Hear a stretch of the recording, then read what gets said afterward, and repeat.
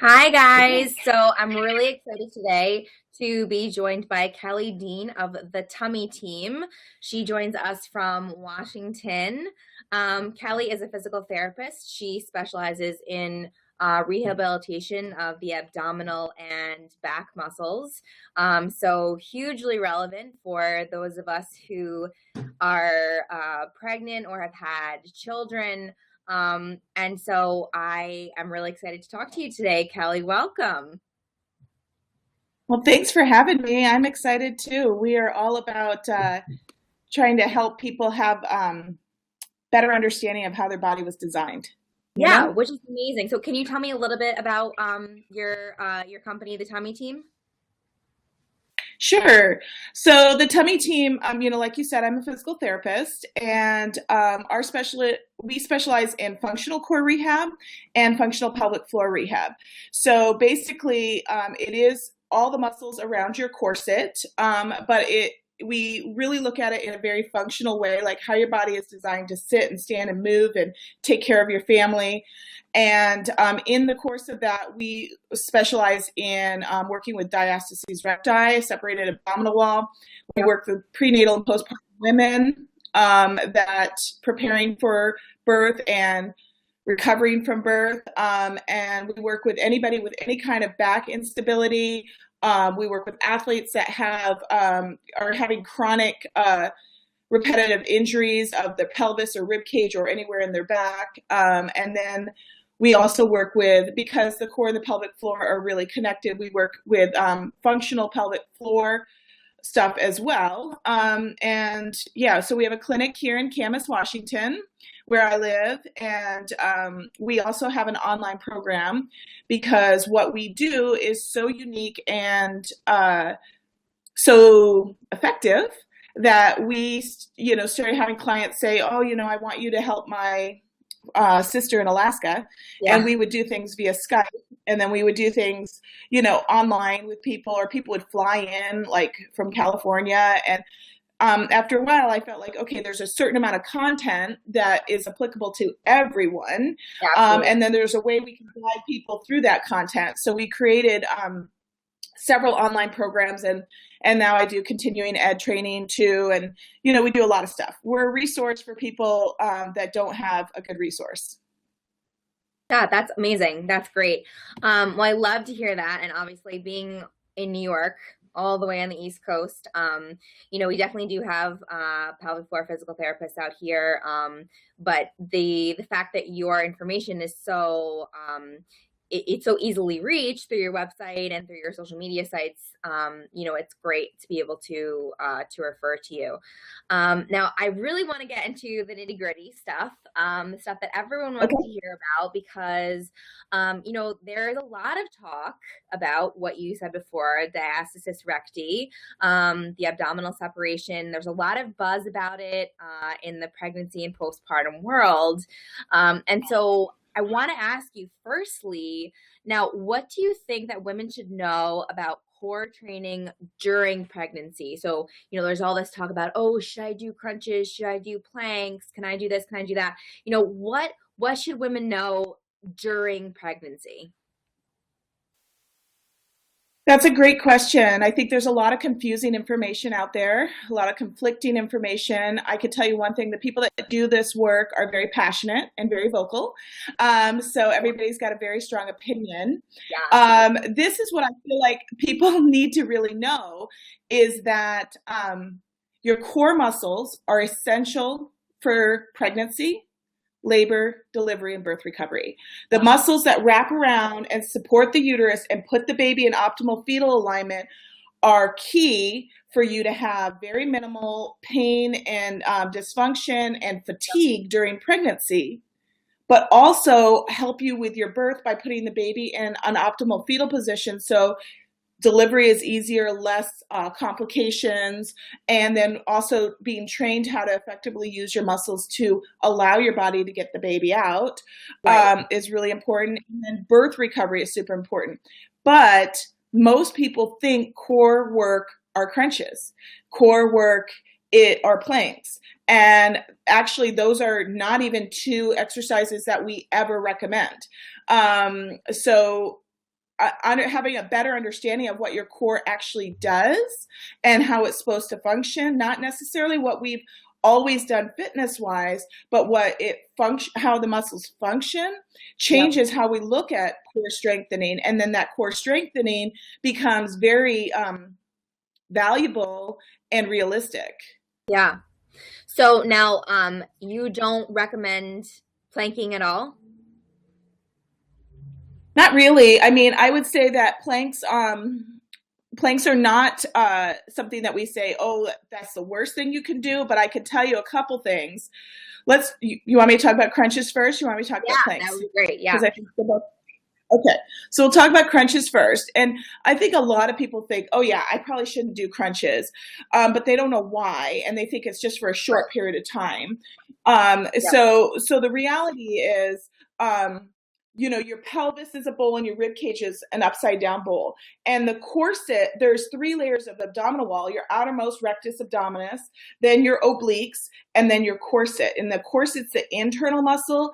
The internal muscle is the muscle that wraps around from your back, your pelvis, your rib cage, and it actually elongates you and pulls baby up and in, and it closes any kind of separation, supports your organs in your back. Okay. And this muscle's deep and huge, but gets neglected because we do a lot of stuff just to work the outer muscles. Right. So if your pelvis and rib cage are lined up, that corset can activate. If the pelvis and rib cage are not lined up, the corset doesn't activate and the other muscles work more. So if you think about crunches, you take these 2 bowls and you're doing this, there's almost always a bulge in your tummy when you do a crunch, because the 2 sides come together and the front bulges. And the idea is to shorten the rectus abdominis and make it stronger. But really there's an increase in inner abdominal pressure that pushes out, and that transverse that's supposed to hold everything together gets the wrong signals, gets the signal to push out instead of draw in. And so then repetitively, we're pushing out on the abdominal wall and the connective tissue that becomes very vulnerable, that runs down the center of the abdominal wall. It becomes very vulnerable when we're pregnant and postpartum because hormones make it a little extra stretchy. Right. So, and then you already have internal abdominal pressure. So plus, most of us are sitting a lot or have other children where we've been in kind of crunch positions, nursing or caring for children. So we have there's an overdose of that flexed position already. So to do more of that flexed position doesn't reinforce the elongating features that the elongating and stabilizing features of the core. Right. So we actually don't think crunches are good for anybody. Ever. Not even if you're pregnant, not pregnant. I feel like there's so many far better activities to do because it just constantly reinforces the imbalance between the internal and external muscles, and it reinforces a posture that we're already doing too much of. So that's the crunch side, and I could talk more about that if you want. But then there's the plank side. Now, the thing about a plank is most people, especially women, are not quite strong enough to do them well. We don't have the upper body strength weight ratio to do a push-up or a plank well without compensation, without tucking our tail, without tensing up, without bracing, holding our breath, bulging the tummy, without some of those things. So the form is really difficult to master. And then when you are pregnant or postpartum and your abdominal wall is weak and you're in that dependent position where gravity is now putting more pressure of the baby on that connective tissue, that makes things difficult as well. And then there's just the underlying thing. It's not a functional position. We do very little other than exercise in that position. Most of our function comes from upright positions. It doesn't mean that we can't strengthen a little bit here. So if somebody really wants to get back to doing a plank, we would start once we know they're really strong and their muscles are balanced and they can stay in neutral alignment, we would start at a wall and then go to a countertop and then go down to a chair and then to a stool and then maybe get down. But even then, you shouldn't hold a plank for more than 30 seconds to 45 seconds. So, most people. An exercise that I see a lot of, and being in the social media world, I'm sure you can appreciate this. You see a lot of pregnant exercise, which is like, great that women are moving and staying healthy and fit. But I see a lot of bird dog positioning, and a lot of planking, a lot of bird dogs. So for those who don't know, a bird dog is in a quadruped position, so on your hands and knees, and you're lifting up one arm and the opposite leg. And so in that front loaded position, is that a great position for pregnant women to be in? Not really. I mean, and I know that position well. It's a very common core rehab position that we're taught in PT school. Yeah. It's far too advanced for almost everybody that I see. And I've seen Olympic athletes that to do that movement, they have to recruit so many other muscles that now we haven't even isolated the muscle that we need. Right. And so for pregnancy, quadruped, any kind of dependent position where the belly is hanging down is not great for strengthening. It's not, I mean, you're already fighting against gravity and the weight of the baby on that weak connective tissue. And there's a lot of pressure down on the muscles that you're trying to strengthen. So it's like putting your body, it's like trying to put the shingles of a roof on a house that you haven't built foundation yet. Right. It's so far up there. And then it doesn't even, those shingles wouldn't even matter. Right. Because there's no roof, there's no walls.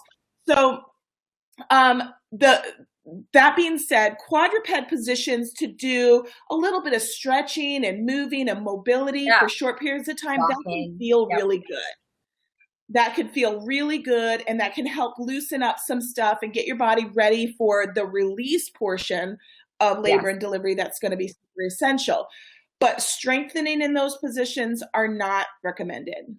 Yeah. So I love that you just said release part of labor, because I think part of the problematic mentality of exercise during pregnancy is to push because you can, and it's almost this like badge of honor, that you can continue. Well, not even just in pregnancy.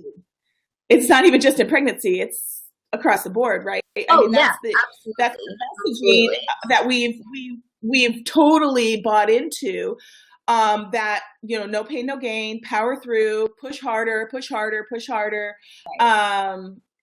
And I would say that is the hardest thing to unlearn, and the most important thing that can change everything is to learn how to connect, control, and be very intentional about what you're doing. More is not always better. Right. Better is better, right? Yeah. We all know this. You go to an eat restaurant, it's not better, Yeah. More is not always better. Yeah, absolutely. I mean, I think I see, and not to call out, CrossFit, but because of the level of intensity of CrossFit, it tends to be sort of the center, of the conversation of intense exercise. And there are definitely other programs that are, very intense, but specifically to show you the example of CrossFit, my concern in seeing these kind of workouts is, totally disregarding the excessive pressure on the pelvic floor and the core. Also, the fact that, these women don't necessarily understand what it means to release and relax. So can you just talk a little bit about the importance of understanding how to release that, how that's so important for labor? Yeah, and I had to learn this the hard way, because unfortunately, some of the biggest lessons in life we learn the hard way, right? Exactly. And then we become spokespeople so people don't have to learn it the hard way. I was a competitive athlete. I was a competitive swimmer through high school and college. And I just had this mentality that I'm really strong and I have a high pain tolerance, and I should be able to just, push that baby right out. Right. And that's really not how labor works. there's a lot of factors that are not in your control, but I can tell you one thing is you can fight against what your body's trying to do by powering through pain instead of learning how to let go, Exactly. and learning how to release. And we do train people to know how to use their core to support the uterus, but in the end, the uterus is what pushes the baby out, right? The uterus is like the strongest muscle in your body. So our job is to support the uterus. Yeah. Support the uterus and then open the door. And so sometimes when you're bracing so much, you're tightening up your tummy and your pelvic floor, and you're not allowing the baby to move down the birth canal. You're not allowing the baby to actually get in a good position for each contraction to work well. And so a lot of what we do train our pregnant clients in is that connection and learning how to connect to the core and the pelvic floor together, and then learning how to disassociate, how to draw this in and let this go, and how to be connected. There's a difference. People think, okay, release means completely relax everything. That's not the same. Being like just passive is not the same as allowing your body to release. So the pieces you can do to support the core and release the parts of your body that need to release is so valuable. We see a lot of clients, and this is kind of a little subspecialty. We have a lot of clients that have had very difficult post-birth or first births, possibly C-sections. My first baby was a C-section delivery, and then I had two VBACs, and I still didn't even know. Are you still there? Yeah, I just got something on my screen that we had a bad connection. Okay. I still, even with my babies, I didn't know what I was doing. I know so much more now. But, a lot of times we help people that have had that very difficult birth have a completely different experience in their subsequent births. And it's very rewarding. Yeah, that's awesome.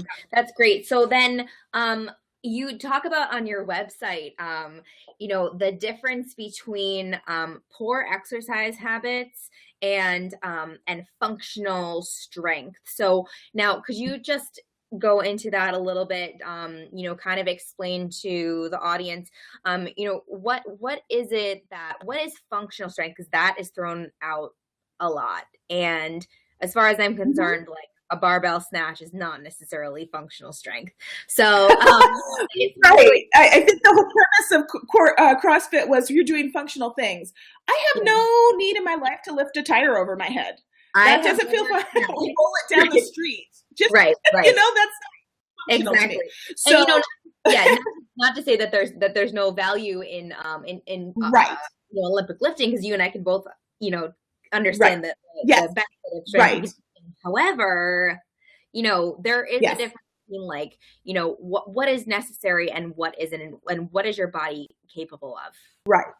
So yeah, and this is my thing. I don't know if you know much about my history, but I've been a physical therapist for 20 years, and the first 10 of those years was in brain injury, stroke injury, and spinal cord injury. So neuromuscular re-ed was key, and how to retrain the body with the brain is to make something functional so that it makes sense to your body, and it's something that you can do consistently to retrain the chain of how your body connects. Yeah. So I've used that same mentality into the core, because a lot of times the corset is a neglected muscle, similar to muscle atrophy that you see in somebody that's had a stroke.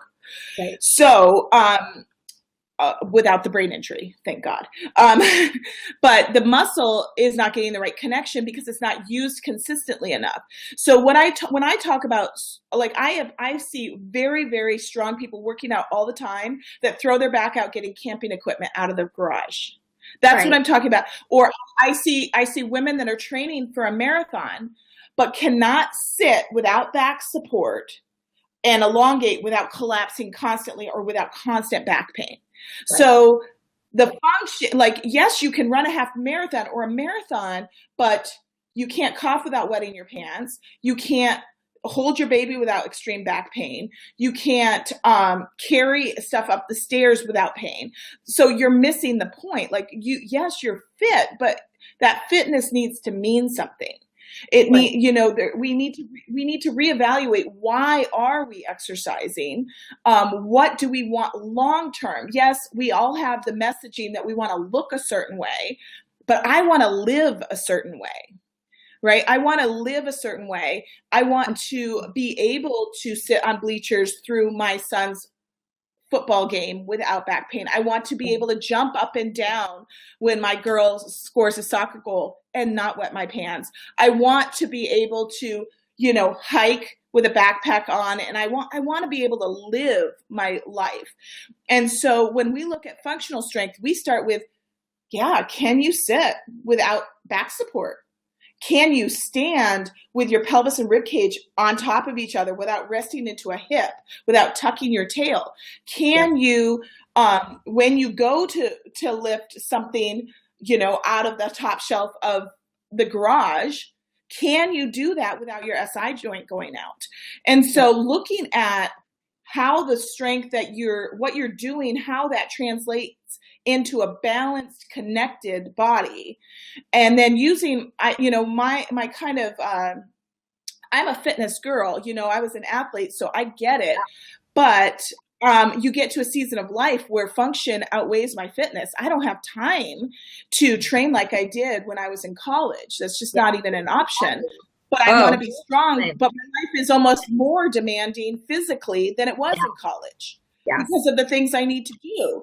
So then I tell people, I want your exercise to be like a vitamin supplement, not a meal replacement. I want it to supplement what you need to make your life stronger. Right. And if you are somebody that sits all day, then doing something that puts you in a more of a crunched position is like somebody that's on an all protein diet drinking protein shakes. That is not what your body needs. Right. So you need to look at, like, if you're in a crunch position, you need to look at things that elongate you and stretch you and open you and give you a balance. So your front and back body and your right and left body and your upper and lower body are all working together to be strong for life. Yeah. Yeah. And that really, truthfully, when it comes down to it, I think we all want to be strong for life. We want to be able to get out on the floor with our kids and play and do real things. I say that to my clients all the time when they come in here. I said, if you're trying to look like a bikini model in 12 weeks or less, you need to see a different trainer, because that is not what I'm about. I want you to live your life well, and I want you to feel good about it and strong. And the reality is, most of us won't be bikini models, I believe that God created women in a lot of different shapes and sizes. And we've all bought into the messaging that it has to look one way, but strength looks a lot of different ways. Just look at the Olympics. Look at the different athletes for what they're strong for the thing they need to do. And that looks very different, Exactly. A shot putter is very different than a long jumper, is very different than a swimmer. They're very, very different strength levels there. So I think that we get very, especially women, but men too, get very bombarded by the messaging out there. And we are very deliberate in all of our social media and on our website to be very clear about our messaging. And it's hard because I am not as thin and lean as I used to be. And it's very easy for me to be very self-conscious as being kind of the face of the tummy team. But I've really come to terms with the body type I have right now is exactly the body type I'm supposed to have to do this work, so that people realize strength looks a lot of different ways.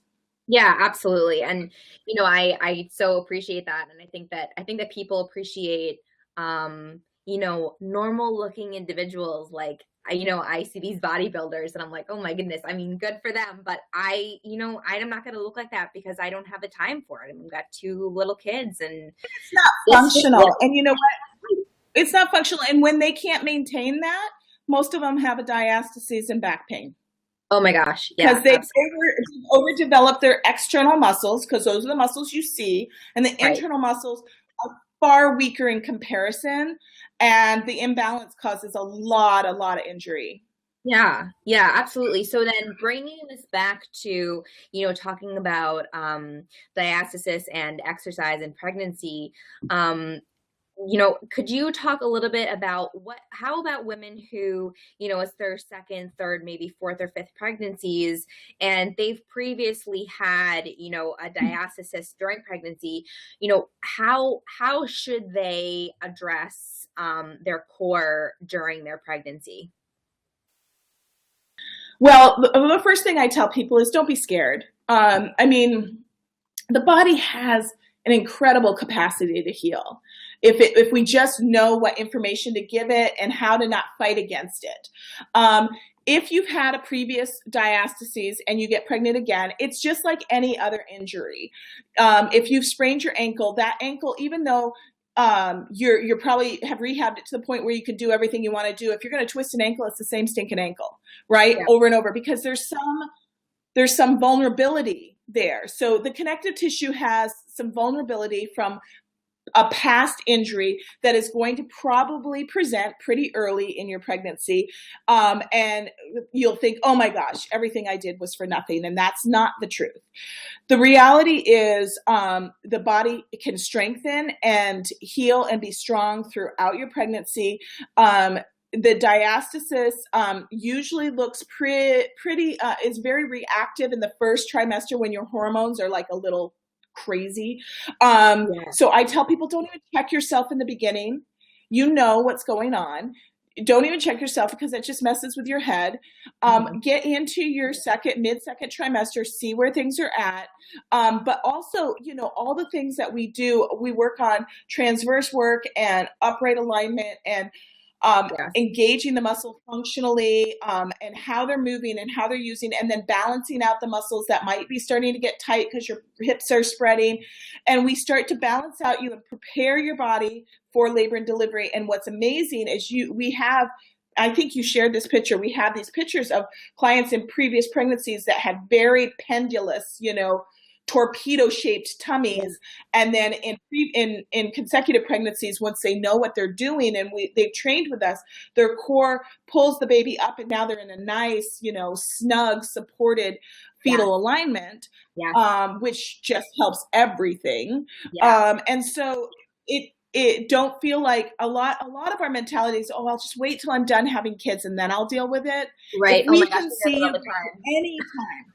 Yeah, don't do that. No. If you had to, like, if you didn't know about us until now and you're done having your kids, obviously come and see us. But before that, don't wait. We have a prenatal core training that's a 6-week course, but then we've developed a prenatal crash course. So like, let's say somebody found out about us and they don't have 6 weeks and like, oh, I'll just wait till ever. No, don't wait till after. Do the crash course, because something is better than nothing. The little bit that will be a huge difference. If I could only have one time with somebody before they have their baby, it'll make a big difference. Yeah.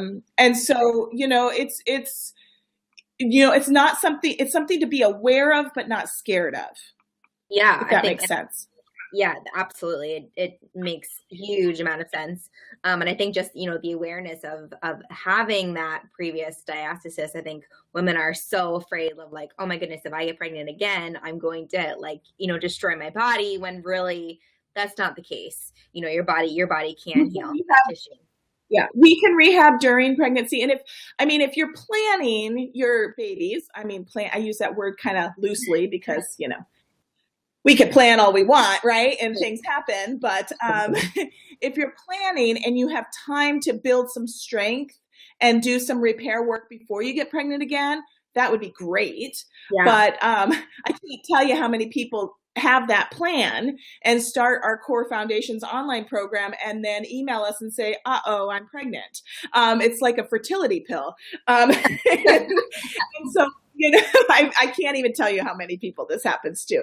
It's comical. So we just say, okay, so where are you in the program? Let's continue on with where you're at. Let's pause this program. When you get to this point, we'll switch you over to prenatal core. Right.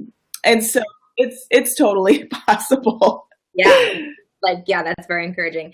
And just to shift a little bit, I just want to quickly, before we finish off, I want to talk a little bit about postpartum, the book it's on everyone's mind, the postpartum recovery, and not just the immediate recovery, but women who have had a diastasis, or they all of a sudden realize, hey, I'm showing all these symptoms and signs. It looks like I have a diastasis. I may have one. I definitely have a weak core. Is there hope to rehabbing years postpartum? Absolutely. I mean, there's different things involved in each stage. So if I see somebody immediately postpartum, there's some things that are going to heal pretty quickly, and there's some things that are going to lag behind because of the parenting postures of a newborn and because of the hormones that are in your system with nursing. So, but you can still have some major gains, but there's some of those factors. If you have, if it's been years, let's say years. So honestly, we have seen people that their youngest is 10. Like, we see people 30 years postpartum that have a diastasis. One of my favorite clients was 78, and had 6 kids. And she was still working full-time, 40 hours a week as a massage therapist. Wow. And had prolapse, a diastasis, scoliosis, all of these things. She did amazing. She closed her diastasis. She totally changed her prolapse symptoms. Her scoliosis totally shifted, didn't even look the same. I mean, a huge, huge difference. So the body is the body, and it has this built-in capacity to heal. Obviously postmenopausal looks a little bit different than, premenopausal. Nursing hormones play a role in how our body builds muscle and how our connective tissue responds. It doesn't mean you can't do it. It's just there's factors that we keep in mind, and so that we kind of know what the path for certain clients are going to be. Now, if you have somebody, let's say they're 10 years postpartum and they have 10 years of very, very poor posture habits, that almost feel like muscles are just stiff in positions, that's going to take a little bit. 10 years to get there. It's not going to get better in 2 days. But honestly, even when it's been years, our clients usually see us 3 to 5 times. I think I've seen one client 10 times. And that client had a lot of complications. And I'm not talking about times where I've seen somebody with one pregnancy and again with another pregnancy or postpartum. I'm talking about in a certain treatment plan. We see our clients for an hour at the first week, 2 weeks later for another hour, 2 weeks later for another hour. And then, so those 3 sessions are pretty standard for everybody. And then we might do a 4-week follow-up or a 6-week follow-up, because the entire time we're retraining them how to implement what they're doing into their daily life. And then it comes down to time and consistency, not how many exercises you checked off, but really how your body has been able to integrate what your new connection and your optimal alignment and some of those things. So really, it's never too late. And obviously we work with men too. I mean, it's not just pregnancy related. So men have never had a baby, right? And and they have diastasis from doing poor fitness choices, all kinds of stuff.